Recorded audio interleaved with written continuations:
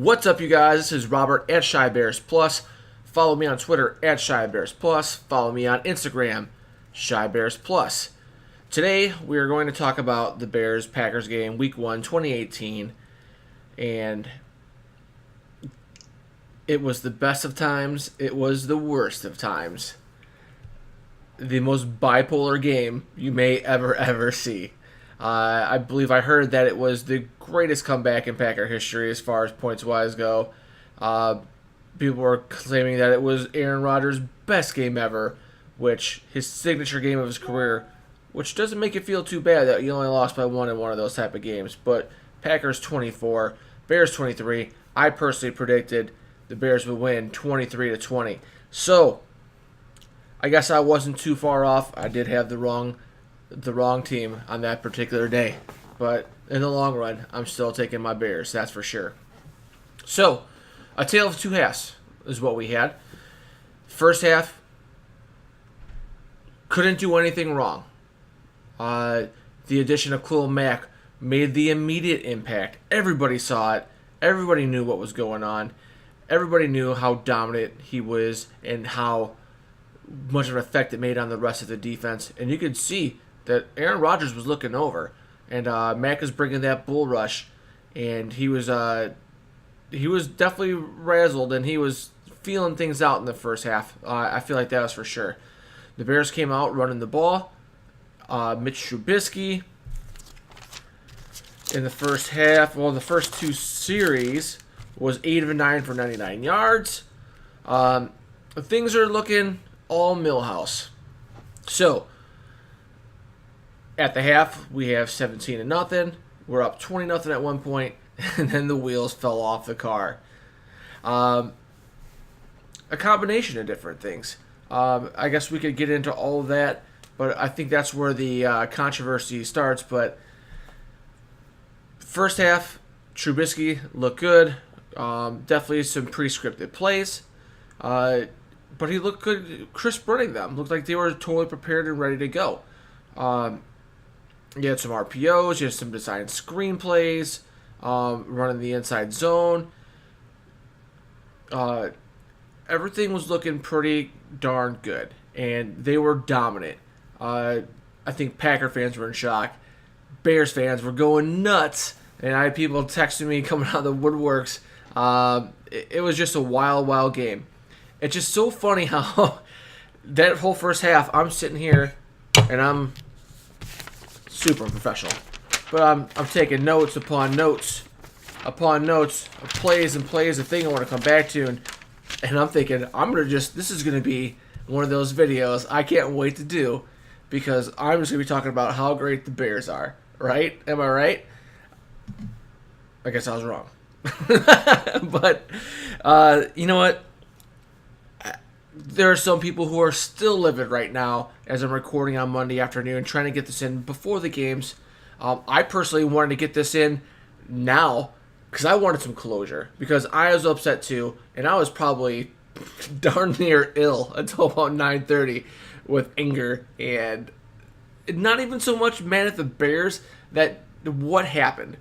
What had happened here was, it was so unbelievable. I was shell-shocked. But you start to see it happen, and you're just going, oh my gosh, they're gonna do it again. First Favre, and then now Rodgers, and in my adult life, I'm never gonna get away from this. I'm trying to have a sense of humor about it now. But yeah, I was flaming mad because I was watching it all go down, thinking it was gonna happen. But man, other first things about the first half was getting plays in on time. And getting to the line of scrimmage and getting the snap off, wasting timeouts. Hopefully that's something that we could clean up. I've talked about this before. You're either on team, get a bunch of preseason snaps for your offense, or team, let's try to get them healthy into the beginning of the season. So in the first half, I know people are going, look, I guess it didn't really matter too much if we ran those extra snaps in the preseason. You can't really have it both ways, I'll tell you that. Now in the second half, you want to go, oh, I guess we should have had more practice time in the preseason. I don't get it. I see both sides of the argument. I really do.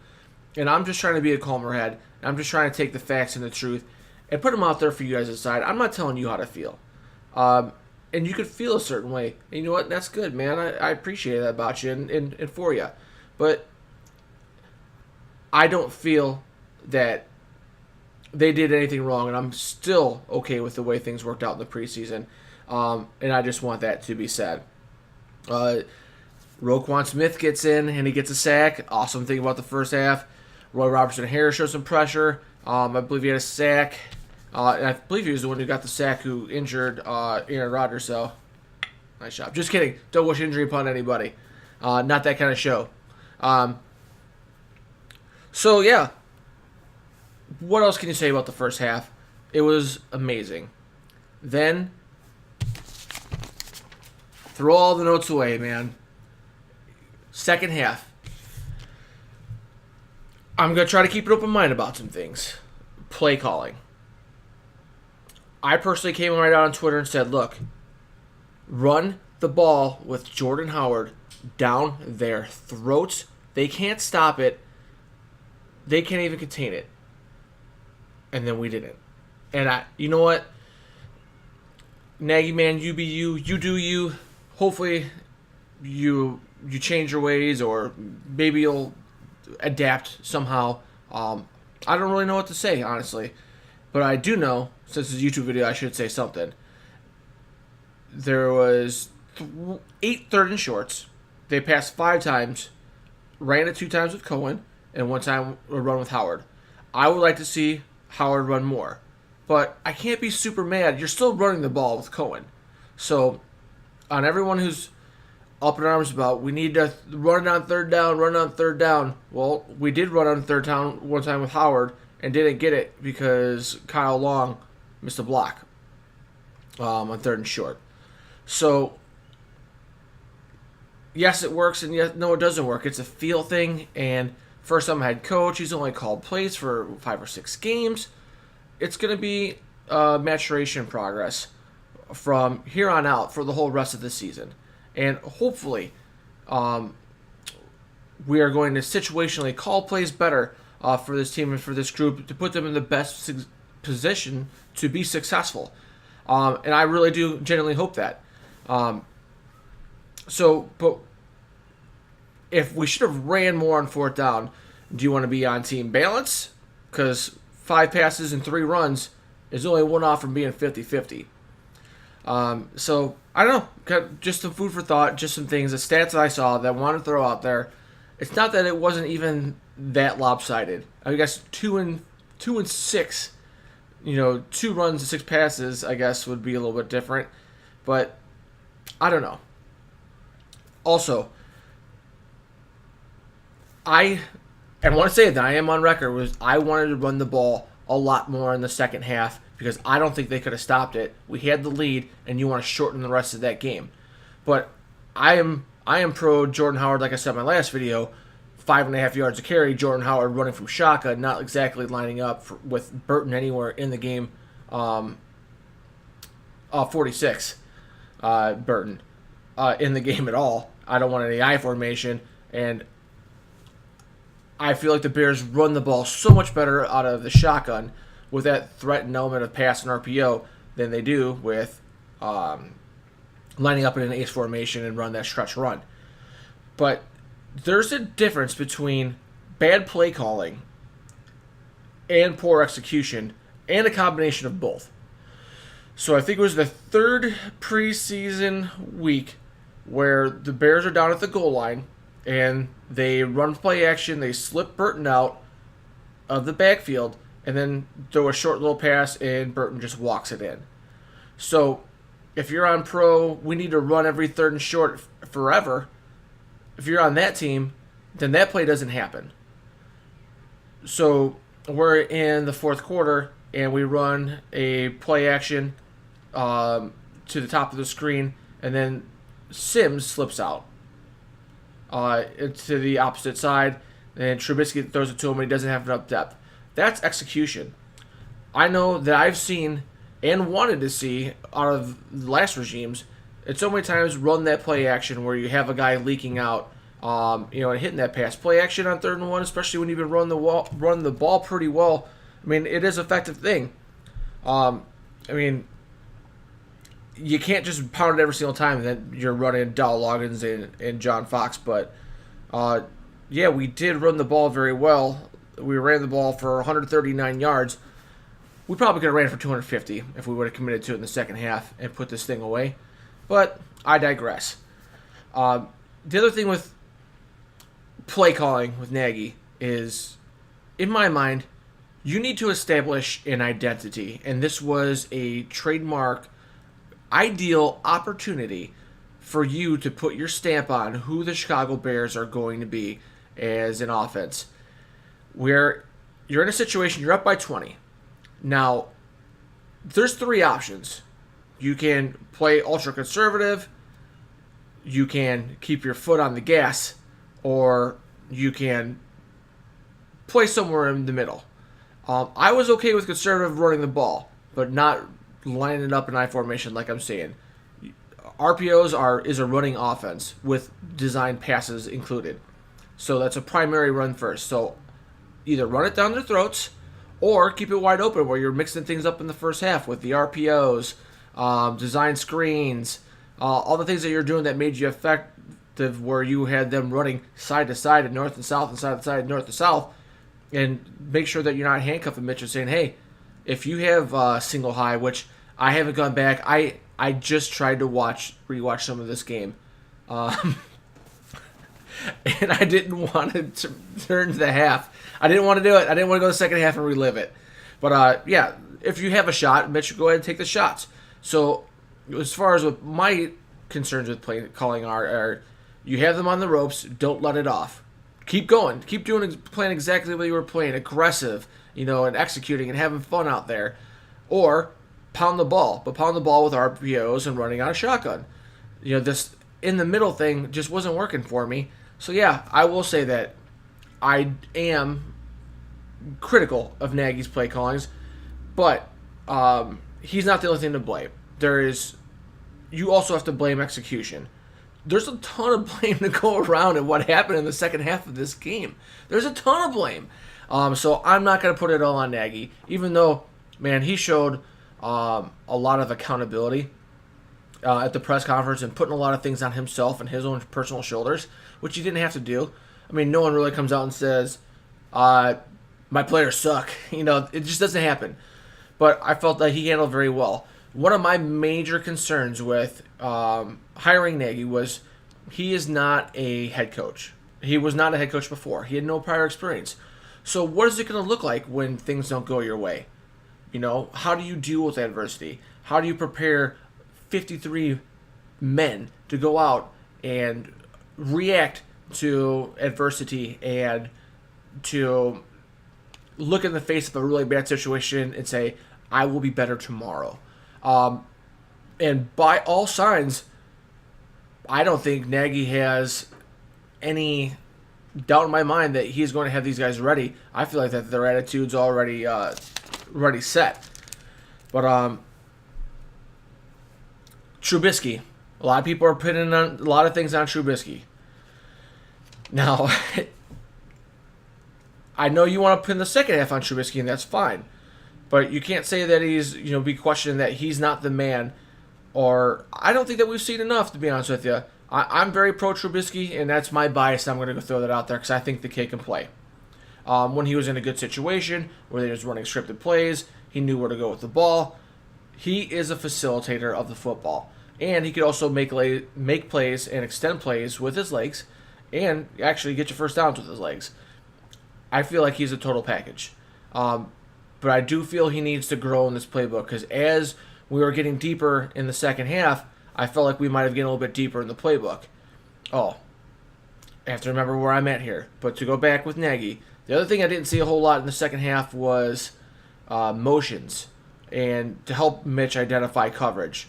So if Mitch, all these little motions and stuff are fun for confusion, but it also tells you that if I have a nickelback covering my slot receiver running across the formation to the other side, that means we're in man coverage. So that takes half of the guessing out of it. So now we know we need to either audible to a run or we need to exploit the zone. start doing some countings. Where's my safety? Are we in single high? Are we in double high? So we're single high. We're thinking cover 1 maybe, or we're thinking, well, that would be a man coverage or cover 3, because we already identified it's not man. Then you can tell by the position of the corners too. So anyway, long story, boring. Nagy, that was the other part of where I wanted him to keep being creative and keep the foot on the gas. So Trubisky, you can't say, be getting on Twitter, show your Twitter muscles, how Trubisky was 8 for 9 and 99 yards in the first couple series, and this is the greatest thing ever, and then come back and say he didn't play that well in the second half, and he doesn't look like he knows what he's doing, and he's a bust. Sure, Mahomes came out and he didn't throw for a ton of yards if I don't remember. I'm not going to look it up. I guess I could. But he did have a lot of touchdown passes. But he also has been in the system for a year and a couple months now. Trubisky has had a couple months with the offense. Things might look a little differently if Trubisky was studying for a year, getting some playing time at the end of the season last year, and now having a whole other offseason to be nice and crispy and ready to go. So you have to keep that in mind. We're not always arguing apples and apples here. Deshaun Watson looked like a world beater last year. Came out, he had pretty similar numbers to Mitch Trubisky the first week, and he also threw a pick. Say what you will about Mitch Trubisky, he protected the ball. He didn't throw away interceptions. Which, if I'm going to just keep on blabbering here with no organization, because I've got notes on top of notes, plus notes already through. Anyway, Trubisky, I want to be critical of him as well. So it seemed as though in the second half, well, and in the first time too, if there's nothing downfield or what you think you saw isn't there or it's covered up, I felt like there were several times where he didn't really have to take off with the ball, or there's times where he takes sacks because he's trying to protect the ball. Sorry, I got in thought hell there for a second on video hell. But yeah, he wasn't hitting. There was Cohen running out of the backfield. There was Howard numerous times running out of the backfield where he could have just hit him. Sims running out, although I could see why you would lose confidence in my man. He did not get deep enough on one ball, and then I think they ran like a 7 hitch in his own coverage, and he just ball hit him right in the stomach after it went through his hands, and it was pretty bad. That could have been another first down on third down. That should have been converted in Mitch's favor. So there was a time in the fourth quarter where I kind of saw that look in his eye going, I don't know what to do. What I think I'm seeing, I'm not seeing right, and that's where coaching comes in on the sideline. Hey, Mitch, Helfrich, Ragone, you gotta get in his ear, get him on the television. Look, we're seeing man coverage or we're seeing this coverage early on in the game, but now they switched to this. So here's what we need to look for when we call these plays and coordination of it in offense. So hopefully those are things we're going to get better at and making adjustments, because the Packers made theirs and the Bears didn't quite make the adjustment to the defense. And that was frustrating. There was a lot of frustrating things in the second half, no doubt. It took everything in my mind to logically think out some of these things to not lose my mind making a video, because I don't want to be the guy that gets out here and yells and screams at you, because that's just not my character. But last night, if I would have went on live or went on here, I would have lost my mind. So anyway, so tale of two halves with Trubisky. I'll wrap up Trubisky and Nagy here in a little bit, but there's plenty of blame to go around, like I was saying before. Sims had the big drop on third down. Execution by Sims. Fuller dropped a pick 6. Trubisky, he missed a touchdown in the first half that could have been the difference. To Allen Robinson in the corner of the end zone. Fuller got beat deep, but that wasn't even his fault. It was just a perfect play by Aaron Rodgers, a Hall of Famer, just making an incredible throw on bad legs. By the way, I'll take whatever he was having at halftime. I saw that post-game news conference, and yeah. Anyway, just kidding. I don't take anything. especially not that. But yeah, he looked like he was a little rocked on something, but he was all numbed up real good. Maybe just purely speculation.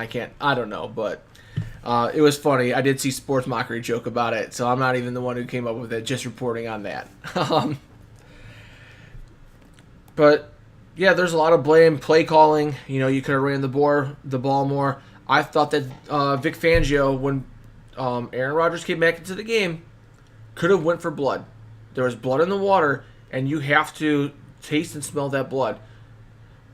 If you got Aaron Rodgers off the spot, he wasn't making completions. If you let him sit there, that's fine.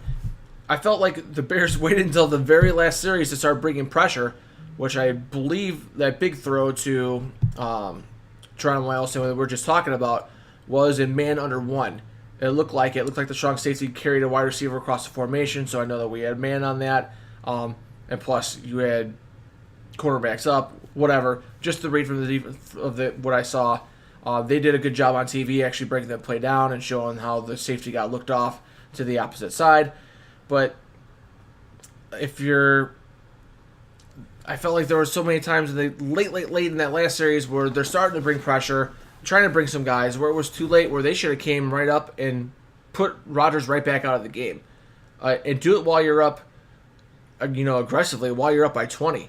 When you're one touchdown away and one mistake away from having the game get away from you, maybe not the best time. So I think there's blame to go all around. I think that even the great Vic Fangio isn't immune to it, and that's just how I feel. So yeah, this was a big test for Nagy. Hopefully he doesn't lose his team. That's significant, but the way he's kept his composure in press conferences since the end of this game, I feel pretty confident. But there was a lot of different Nagy moments where you're going, on fourth down, what is he going to do? What is he going to call on third down?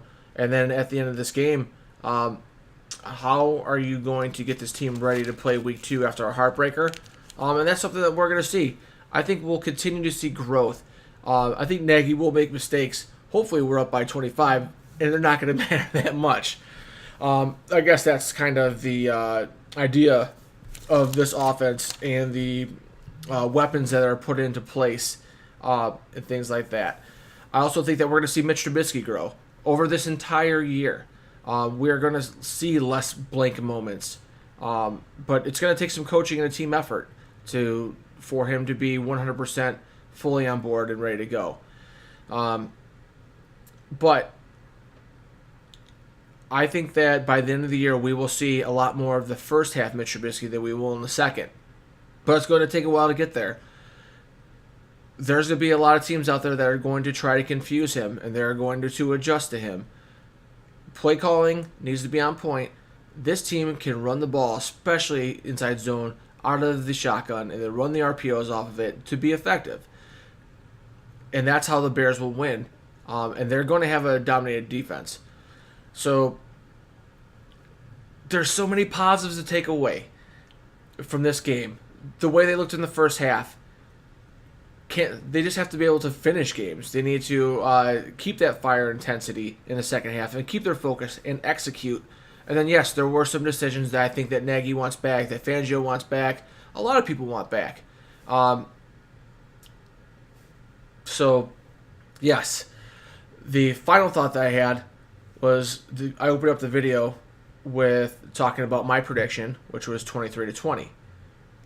I never anticipated this being a 40-0 game. The entire national media, I don't know if I found anybody, maybe except for someone on Good Morning Football, who picked the Bears to win this game.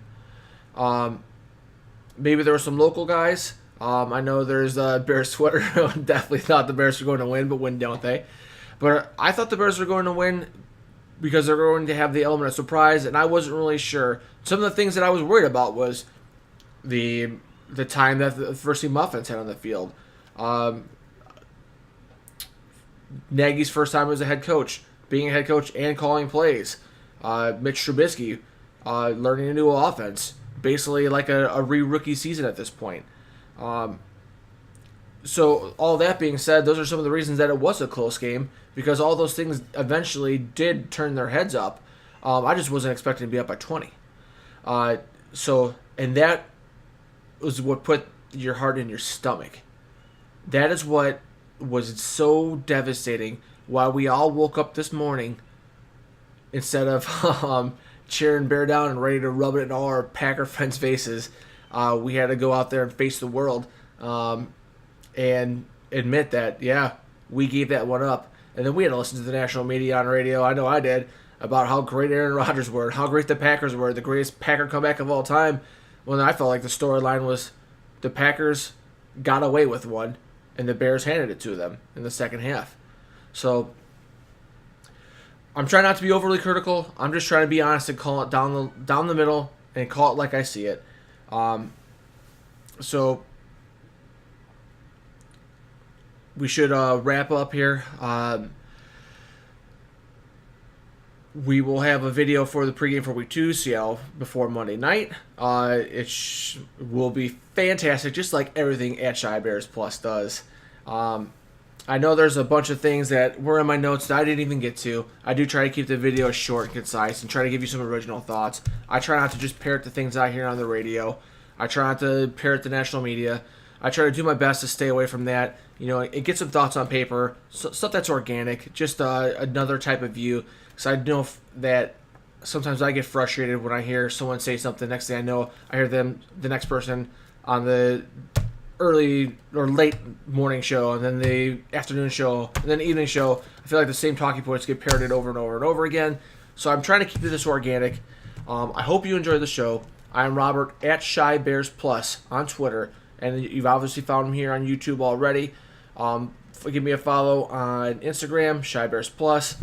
All week I'm out there trying to throw out opinions, give some previews, some thoughts, analysis, and making some of the dankest memes on the internet. And you know I'm good for that. So thanks for coming out. Thanks for stopping by. I appreciate you. Thank you so much. If you made it this far, please hit me a thumbs up and subscribe and share away. But that's all she wrote, folks.